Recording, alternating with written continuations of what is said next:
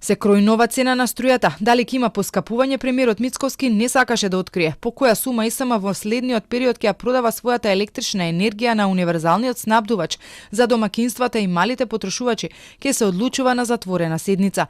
Ковертот со пресметките и предлогот од Електрани е веќе доставен до владата.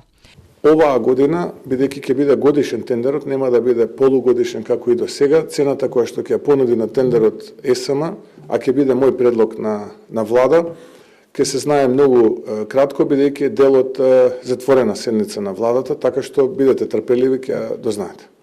Тендерот на Евана Холм, на кој треба да стигнат понудите, ќе биде објавен во четврток. Во моментов цената по која ЕСМ ја продава својата струја за домакинствата и малите потрошувачи е 62 евра за мегават час. Ова е далеку пониско од производната, која надминува 100 евра.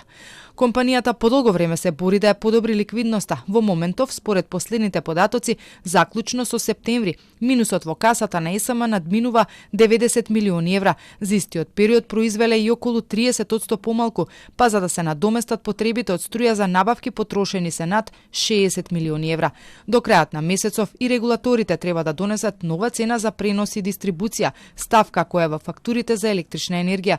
Но во овој дел, неодамна првиот регулатор Бислимовски кажа дека не очекува некои промени. Сепак, какви сметки ќе плаќаат граѓаните по нова година, најмногу ќе зависи од понудата на цената на ЕСМ.